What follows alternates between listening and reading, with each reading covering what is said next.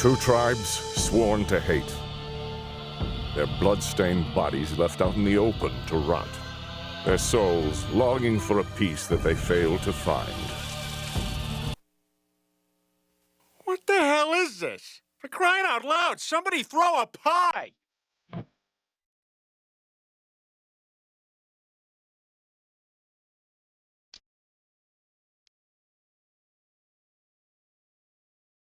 Basilisk, or Basilisk the Koga Ninja Scrolls, is one of those great early 2000s anime that, forgive my unk language coming out here, they really just don't make anymore. In an era where any greenlit series has to be marketable to the point of saturation, with spin-offs, extra seasons, movies, games, and such being discussed before the thing even starts, a show like Basilisk and the time it comes from seem almost quaint. Take one of the most prolific production houses of the era, give them a popular but kind of weird manga to adapt, let them pump out 24 or so episodes of creative, bloody, and occasionally grotesque chaos, throw in the odd animation or tonal flourish, and voila, you have the stuff cult fandoms are made of. No follow-ups, we don't talk about Oka in this house. No big flash, no pomp, just a really good, somewhat grim, but always enthralling drama about family, inherited hatred, the challenge of living by your principles when even the ones you love don't care for them, and people turning themselves into goo by touching salt. You know, historical drama. The original manga by Masaki Sagawa is based on the Koga Ninja Scrolls by Futaro Yamada, a late 50s historical fantasy novel that, despite my obscurity crack before, has itself acted as inspiration, both directly and indirectly, for dozens of series, movies, and games down the decades. Before we kick this party off right, if you like what you see, then maybe consider subscribing or even just sharing this around. We got anime, we got kung fu, we got video games. What we don't got is exposure. I am unfortunately languishing in YouTube's "you're too small to be shown to people" hole, and any help getting out of it would be greatly appreciated. And with that business out of the way, we start with what is actually, in my opinion, one of the best first episodes of an anime ever. Two warriors stare each other down in the courtyard of Sunpu Castle, preparing a combat demonstration for the elderly Ieyasu Tokugawa, former shogun of Japan and founder of the eponymous Tokugawa shogunate. Our two combatants are identified as ninja by the spectators. Bishi wire wielder Yashimaru represents the Iga Subagakure, while the spider-like, glue-spitting horror show Kazamachi Shogun hails from the Koga Manjidani. Also attending are the elderly leaders of the two villages, Ogen of Iga and Koga Danjo, who spend the battle spitting barbs at each other and explaining the combatants' abilities to the onlookers. See, the Koga and the Iga have been at each other's throats for centuries, with the rampant bloodshed only ending in recent decades thanks to a non-aggression pact forced upon them by the original Hattori Hanzo, renowned ninja guardian of the Tokugawa. Unfortunately, enforced peace doesn't really do much to ease the simmering hatred between the two clans, evidenced by the rather aggressive, in multiple ways, tenor of this little tussle. However, there is hope on the horizon in the form of the upcoming marriage of the clan's young heirs, Koga Genosuke and Iga no Oboro, which will hopefully allow the clans to unite and move forward into the future. Unfortunately for the young lovers, fate has other plans, for this is no mere combat exhibition. It's an interview. It seems something is rotten in the state of Edo and the House of Tokugawa. A succession crisis has erupted between the presumptive successor of the family and his younger brother, or more accurately between the children's mother, who favors the eldest, and the wet nurse of the younger. Real Game of Thrones shit, assassination attempts, poisonings, disappearances, family members taking sides. The clan is about ready to tear itself apart. Realizing the grave seriousness of the situation, the aged but still quite wily Ieyasu and his horrible chin growth. Seriously, I have no idea what that thing is. Is it like a goiter or some new and exciting form of scrotum? They never address it. It just sits there, mocking me. Anyway, Ieyasu and his chin consult Tenkai, real-life advisor of the shogun and monk who lived to be 108 and may or may not have actually been Mitsuhide Akechi. Accepting that conflict is inevitable, but wanting to prevent the loss of loyal samurai, the three of them, Tenkai, Ieyasu, and the Growth, hatch a plan. The reason for the demonstration was to make sure the clans really were as formidable as they were rumored to be, and to mark the beginning of a contest of sorts. Each clan will represent one of the prospective heirs, and whoever wins will not only decide which little master will ascend, but also ensure prosperity and favored status for their clan for 1,000 years. A really, really optimistic time frame you got there, Ieyasu. The mechanics of the contest are simple. Instead of just wild wholesale slaughter, each clan head will write down 10 names on a scroll, consisting of their most prominent, powerful, or otherwise important ninja. Whichever side manages to knock off all 10 of the opposing side's members wins. The current Hattori Hanzo reluctantly abolishes the peace treaty, the elders charge their cohorts with returning to their respective villages with news of the new situation, and the game is afoot. You ever think about just getting that thing lanced and leaving it in God's hands, Ieyasu? Now alone, the air between the elders turns more somber than hostile. It seems Genosuke and Oboro aren't the first time members of the clans attempted to reach peace through marriage. Many years ago, a young Danjo and Ogen were much like their grandchildren, very in love and hoping that their union would finally put the conflict between their families to rest. Unfortunately, an attack on the Iga by infamous historical jagoff Oda Nobunaga, co-signed and supported by the Koga leadership, dashes any hopes the two had not just for the clans but for their own relationship, and so, heartbroken, they took their fated spots on opposite sides of the conflict. Returning to present day, Danjo takes advantage of Ogen's moment of distraction to fatally wound her, though his attitude after seems more solemn resignation than gleeful victory. Unfortunately, he neglected to double tap, leaving himself open to her counterattack where she uses his own needle to stab him through the heart, killing him instantly. Nearly gone herself, Ogen weakly climbs onto his body and expires, the two of them finally together in death and free of the horror that's about to ensue. And somewhere in the mountains, in the same spot their grandparents once met up, Genosuke and Oboro attend their own rendezvous, completely unaware of what's coming for them. So yeah, as far as first episodes goes, this is a really good one that provides an effective microcosm of the series' strengths. Well-paced and animated combat between eccentric characters with weird and interesting abilities, a little political tension, some scheming, a bit of tragedy, a dash of dramatic irony, and a fairly poignant ending that already knocks out two of the major cast members. And luckily for all of us, the show will only go up from here. Ogen! Production-wise, Basilisk has mid-2000s anime feel all over it. The art, while clean and pleasing, has this sort of slight grayness to it, making it so even striking colors like bright blues and purples are somewhat muted. Though I suppose that's fitting for a show starring history's most famous shadow fighters. Animation is solid across the board, characters look and move fine when at rest, and can schmoove with the best of them when the pace picks up, although every now and then a bit of that gonzo jank sneaks in. Luckily, any animation hitches are offset by the series' excellent aesthetic design. Each major figure is distinct in both silhouette and appearance, ranging from the mundane to the sultry, the handsome to the hideous, the incredibly hairy to the utterly massive, the massively deformed to the almost comedically evil-looking, and another dozen marks in between. It's also worth noting that some of the character deaths, as well as the results of their powers, can be pretty horrific, and the show will certainly get you up nice and close to all matter of mauled body or horrible death rictus. The series can get pretty gnarly in its darker moments.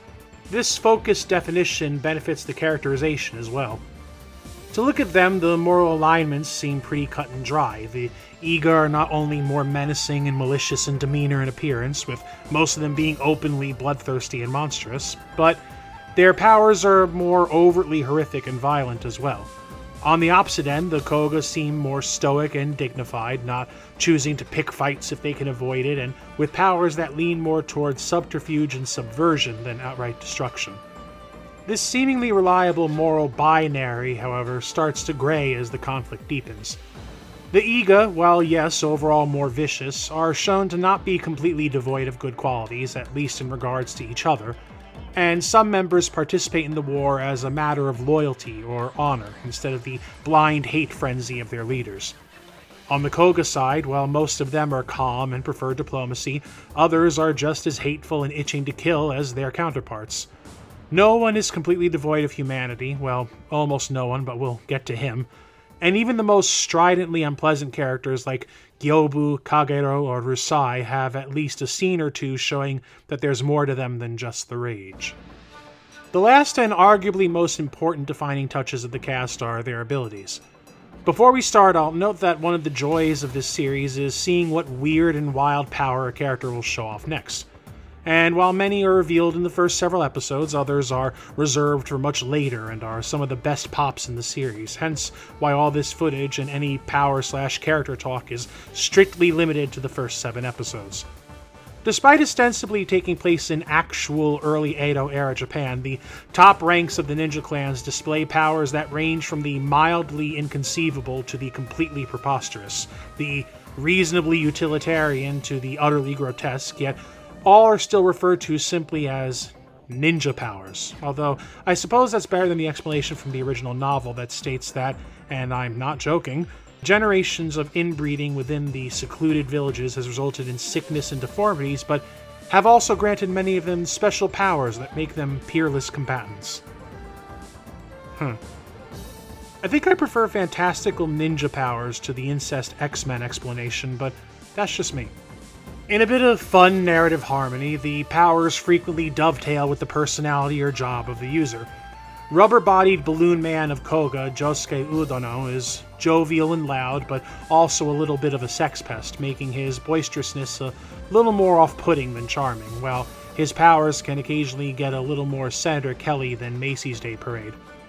Meanwhile, Iga's Azuki Rusai is an ill-tempered, violent old bastard whose stretchy limbs allow him to cause large, sweeping amounts of destruction, while boorish and brutal Mino Nenki is revoltingly hirsute, able to use his hair to manipulate and climb, but also to crush the life out of people. Kasumi Gyobu, a wildly aggressive brick shithouse of a man from Koga, can merge with and move through any surface, which should make him a peerless infiltration expert, but is instead typically used to allow him to close in on his opponent and get real close and personal with his violence. While the similarly stealth-focused but far more calm and cunning Simon can perfectly disguise himself as any person, both vocally and facially, even changing his build and hair on the fly to match. And occupying the complete opposite end from them is our old friend Kazamachi, who throws all subtlety out and literally traps people in phlegm webs so he can eat them. And Iga's Koshiro can blow tiny whirlwinds through his fingers that can rip people's skin from their faces. I gotta admit, I'm struggling with the theming on that last one. There's a few more characters, but we'll get to them in a sec. For now, let's take a quick skip to the audio. The soundtrack is a fairly standard, but not at all unpleasing collection of traditional Japanese instruments and the occasional Casio spike or electric guitar riff. It's calm when necessary and moody and ominous when the show needs it to be. Not something to build hype or excitement, but to enhance a mood, which is, in this case, just fine. The opening theme, Koga Ninpocho, is high-octane emotion music, suitable to a series as frequently grim but also action-oriented as this one.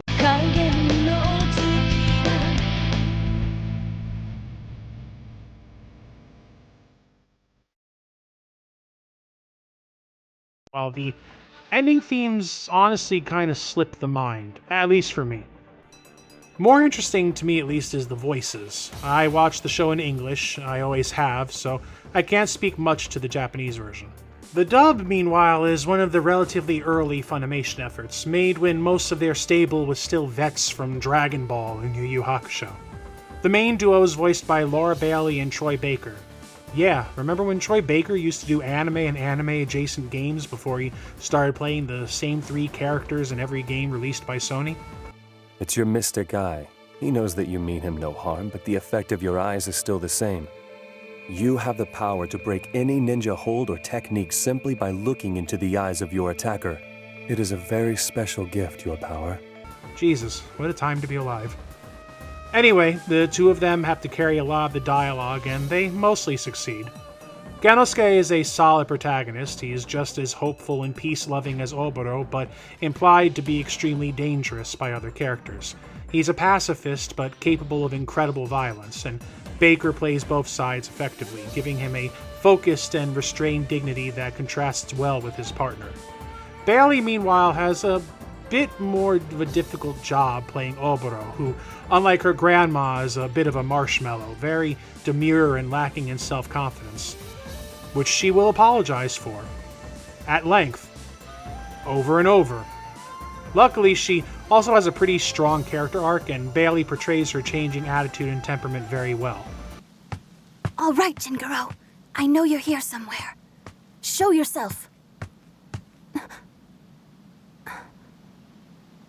Jingaro, get down here right now! The rest of the cast range from good to great, playing their characters with bombast, menace, aggrievement, simmering rage, earnest hope, the whole rainbow of emotions. It helps that I grew up with a lot of these voices, so there's an innate fondness there in general. Standouts include Chris Sabat, Jennifer Seaman, Jeremy Inman, John Bergmeyer, Jason Liebricht, and Monica Rial. And a special shout out to the late great Bryce Armstrong, whose weathered, gravelly vocals are still sorely missed to this day. This fight will last to the bitter end, and the clan whose proponents avoid the clutches of death shall inherit the spoils. The victor will bear favored status for 1,000 years. Before we wrap up, I have to highlight series antagonist Yakushiji Tenzin, the extraordinarily malevolent, erstwhile leader of the Iga. Tenzin is an all-timer, his every word dripping with poison and cruel intent. There's almost no theatricality or flamboyance to him, no sympathetic traits or motivations, just a rumbling engine of pure spite and evil that drives him to murder, torture, and do other things to the people unfortunate enough to cross his path. Helping tremendously is the performance of Mark Stoddard, whose low-pitched, rumbling voice and subtle injections of sneering contempt soaks his dialogue in the malice that defines the character. You seem to be in a dilemma. You need to get by me, but you can't do it without dropping the scroll. What do the stars say now, Jubei? He's a Dark Horse member of the all-time great anime villain list, and probably the series' most memorable character. Again, at least to me. And that's pretty much it from me. Like I mentioned above, there's a lot of big moments later in the series, reveals of powers, shocking character deaths, plot turns that you genuinely forget to predict, and I don't want to deprive you of them by going more into detail than I already have. It's cool and consistently interesting, with a strong cast of memorable characters serving a thematically rich, well-structured plot buoyed by intense creative action. It's not for everyone, it's very melodramatic and dialogue-heavy, and if I had to register a more objective criticism, there might be 2 or 3 episodes in the middle that drag a little, and the ending might not be to everyone's taste. Still, it's a grand saga, and where else are you going to get a star-crossed ninja romance against the backdrop of bloody, gruesome, superpowered generational conflict mixed with a dash of political drama? It's a taste, a meal only this series offers, so stop wasting time and dig in.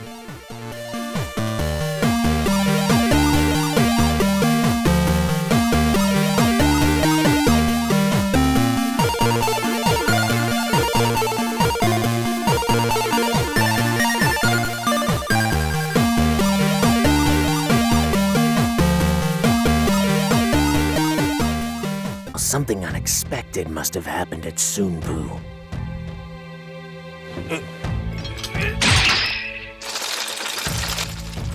And I'm going to find out what.